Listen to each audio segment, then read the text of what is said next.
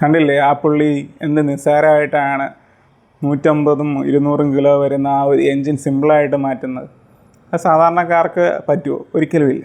പുള്ളീൻ്റെ hard വർക്കും ആ വർക്ക്ഷോപ്പിലുള്ള ഇത്രയും വെയിറ്റുള്ള സംഭവങ്ങൾ പൊക്കിയിട്ടുള്ള ഒരുപാട് വർഷത്തെ എക്സ്പീരിയൻസാണ് ഇങ്ങനെ ഒരു സ്ട്രെങ്ത് കിട്ടാൻ കാര്യം.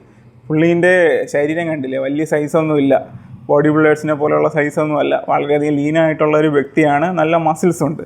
പിന്നെ നമ്മൾ മനസ്സിലാക്കേണ്ട വേറൊരു കാര്യം എന്ന് വെച്ച് കഴിഞ്ഞാൽ, ഒരിക്കലും നമുക്ക് സ്ട്രെങ്ത് തരുന്ന മസിലല്ല, നെർവസ് സിസ്റ്റമാണ്, ന്യൂറോൺസാണ്. അപ്പോൾ നമുക്കെല്ലാവർക്കും അറിയാം അനാറ്റോളിക്ക് എന്താണ് പ്രത്യേകത? അനാറ്റോളി മെലിഞ്ഞാണിരിക്കുന്നത്.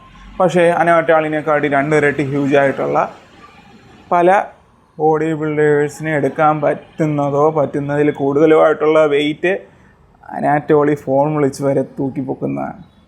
അപ്പോൾ അതെങ്ങനെയാണെന്ന് ചോദിച്ചു കഴിഞ്ഞാൽ പുള്ളിയുടെ അനാറ്റോളി ഇത്ര നാളായിട്ട് പ്രാക്ടീസ് ചെയ്യുന്നത് പവർ ലിഫ്റ്റിങ്ങാണ്. പവർ ലിഫ്റ്റിംഗ് എന്ന് പറയുന്നത് എക്സ്പ്ലോസീവ് സ്ട്രെങ്ത് ഫോക്കസ് ചെയ്തിട്ടുള്ളൊരു ഇവൻ്റാണ്.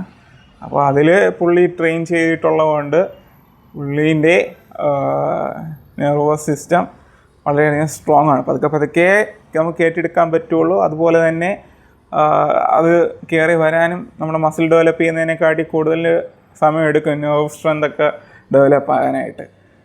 അങ്ങനെയാണ് ഇത്രയും വലിയ ആൾക്കാർക്ക് ഇത്രയും വലിയ വെയിറ്റ് എടുക്കാനൊക്കെ പറ്റുന്നത്. അത് നമ്മൾ സ്ഥിരമായിട്ടുള്ള practice, weight training, compound exercise, ഇതിലൂടെയൊക്കെയാണ് നമുക്കത് സാധ്യമാകുന്നത്.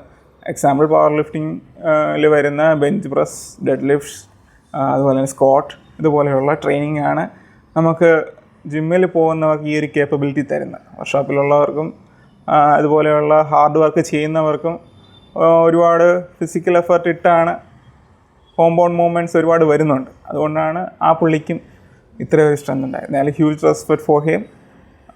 ഓക്കെ.